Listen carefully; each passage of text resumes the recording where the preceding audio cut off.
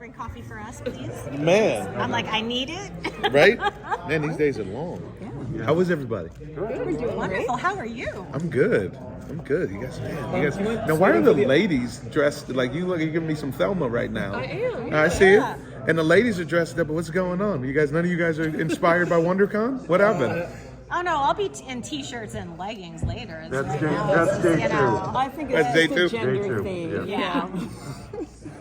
It is what it is. Do you mind slating for the audio? Hey, audio. This is Omar Miller playing Gibb on True Lies. Love the voice. Sorry.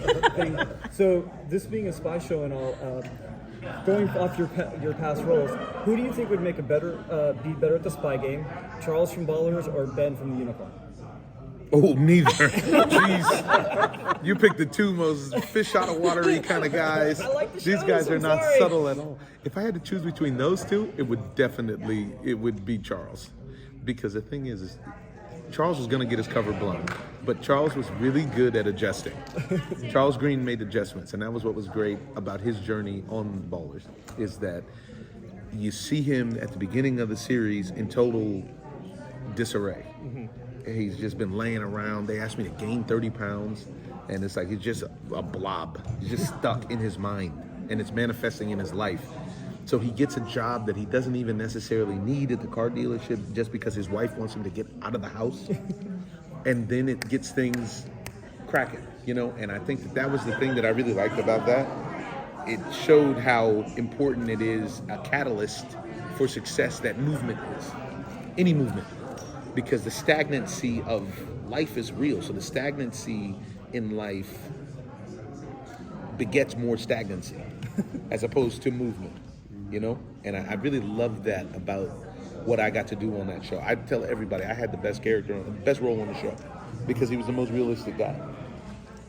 Most realistic guy. And just to tail in on that, it's funny because your character on True Lies is so, I don't want kids, and then Ben had so many kids. How about that? Yeah. I think about that all the time because I'm one of 7, so there's a boatload of kids in my family. And I don't have any kids yet, but I've been an uncle for so long. I think that's why I'm like, yeah, it's all right. I'll get to it when I get to it. It is what it is. Yeah. Thanks. Yeah. How does this do the jump from Unicorn over to True Lies?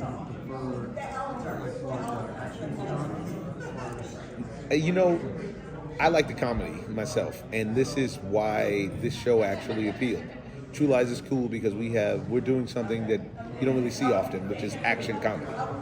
Action comedy is a whole different animal than your typical action drama or the procedural kind of shows that are, all over TV, where everything is really serious and the stakes are really high. Our stakes are high, but you have an undertone of the good guy winning.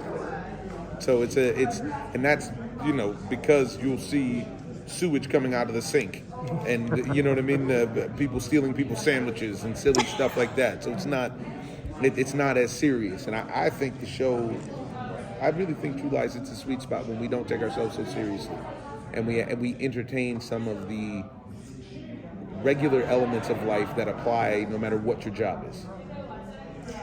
So when you first got the role, did you prepare a little differently than you would previous projects, knowing it's True Lies and established property, like you said, action comedy, or was it same process, just going into a new gig? This one, I specifically stayed away from watching action films and watching True Lies, but I just remember that feeling that the movie gave me when I left the theater when I was a kid. And in that was constantly with me while we were filming the pilot, especially, to try to recreate that. The heightened awareness of everything. You know what I mean? The big reaction. Arnold Schwarzenegger is riding a horse in an elevator. What? And you know what I mean? And then that's silly. I remember my favorite character in that movie was Bill Paxton. And he was a total sleazeball. And he was hilarious. And I got to hang out with him one night before he passed at the Kentucky Derby. And man, was that great. It was when he was in the middle of Big Love. And wow, was that great. And I got to talk to him a little bit about True Lies, not knowing I would ever do a TV show version of it. But I remember how clear and defined all the characters were in that sense. he was a sleazeball, like a full sleazeball. And I can still remember his lines, you know what I mean, which was great. And I wanted to bring that. So that was more of the prep, because when you're doing something like this is, we're on CBS. You know, CBS is the most watched network in America. And in that, you're casting a wide net. So there's a specific style of performance that comes with that, in my opinion. And that's what I wanted to employ with all of the material that came from this. I'm curious about your character in Harry and Helen. It seemed in the obviously you have Harry's back, he has yours. It seemed in the pilot there was an annoyance with Helen because she was the outsider. Yes. How has that been? Was that intentionally set up? And it's been odd seeing her become part of the team, because it's almost like a begrudging acceptance in that your character still hasn't quite bought into it yet. Am I seeing that wrong? I think you're seeing it right. I think she's a necessary annoyance. And what we see and what Ginger does so brilliantly is she softens the hearts of the team through her skill set. And I think if I have a kudo for Matt Nix and the writing core, what they did well, and this is heavily influenced by Ginger as well, to be honest, is her background in linguistics. They did a great job of incorporating that and using that on a variety of missions. And if you're talking about international spies, you don't really want to rely on Google Translate, Chat GPT. You know what I mean? You want to rely on somebody who speaks the language. And she, as you'll see in future episodes, it matters, and it actually becomes a turning point and an invaluable tool that maybe we didn't even know that we needed. And so, I think that originally, Gibb especially is, very, very much taking a slice of humble pie to have her around, to the point where, if you remember in the pilot, he lobbied the idea of having some people make her believe she was crazy so that we could just get out of including her. And then, as the missions progress, you're going to see Helen bringing different elements, and you get to see her character arc and dynamic because of what she gets to learn. Because it's all new to her, and a lot of this stuff is old hat for our team. So there's a calmness to the team because we've done all of this, especially between Harry and Gibb, because they've done it together for so long, in 20 years of service. So now we're going to see her more and more embedded to do things that only she can do. Whether it's physically, she's not here, she doesn't get to see her. Ginger's a really, really small woman.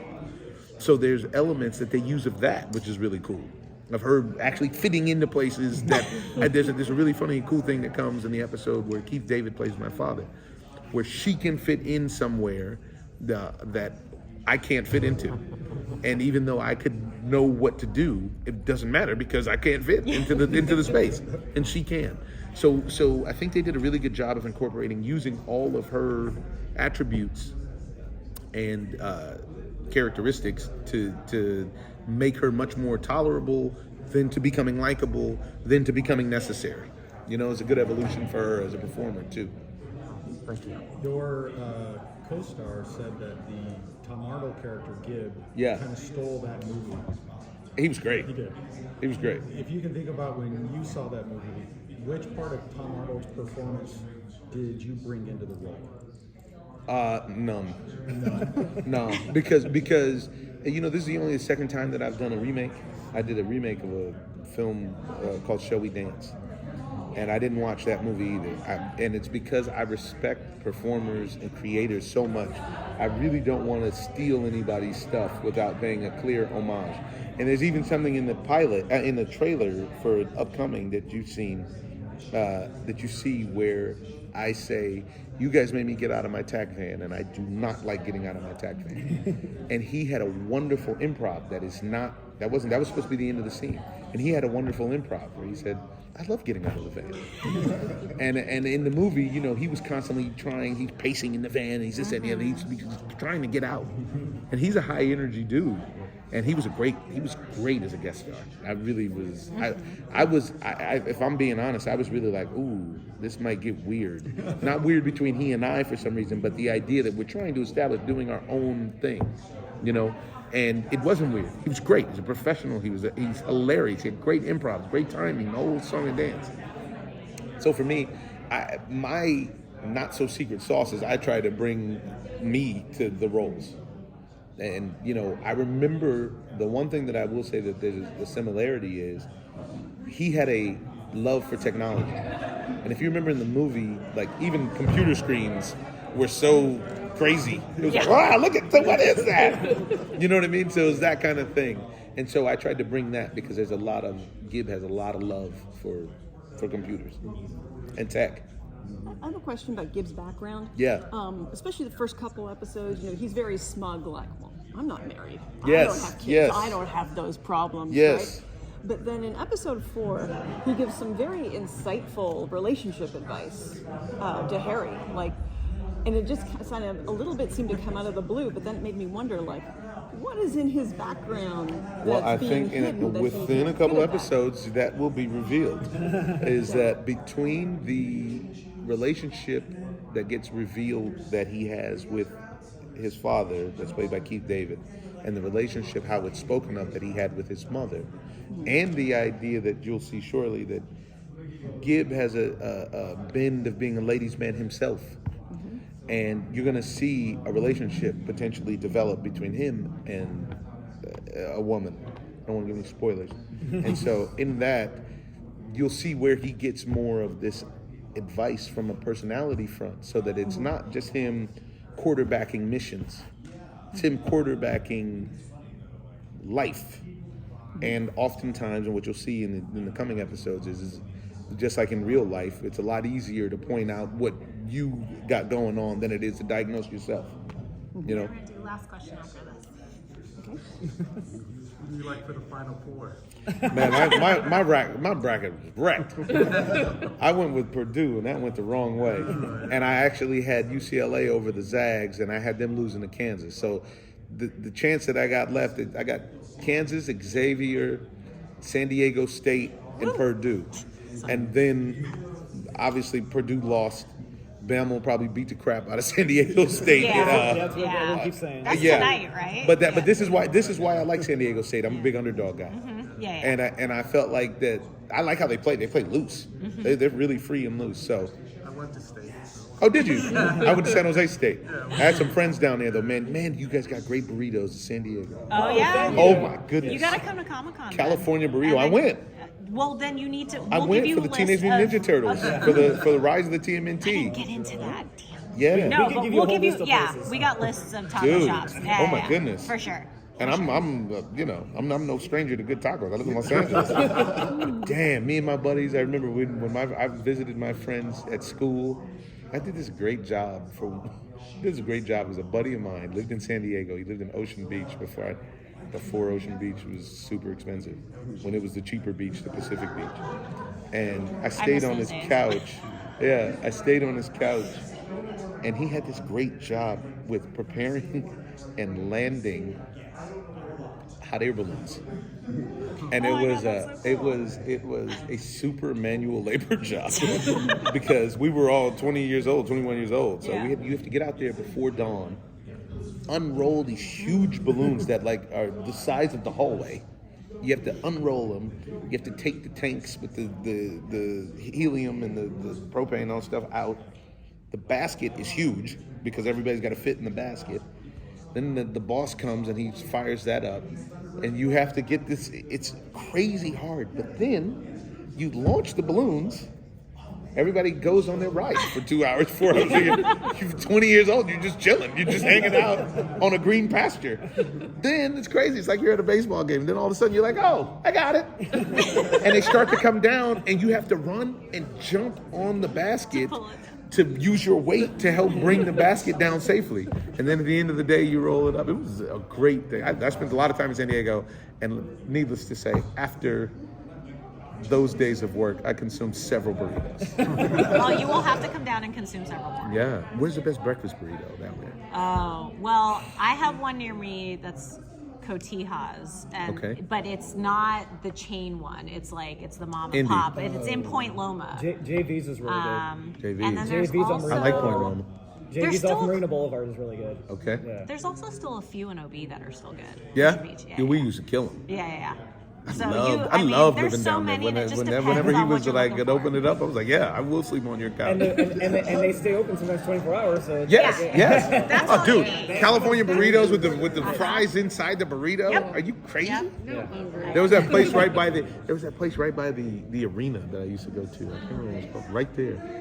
Oh, they've kind of changed it, like near sports arena, or Yeah, near your sports state? arena. Yeah, no, they've changed. Yeah. But Most likely whatever it it was is probably is like a gone. Phil Yeah. Burgos or something. Well, it was Something with a Birdos on it.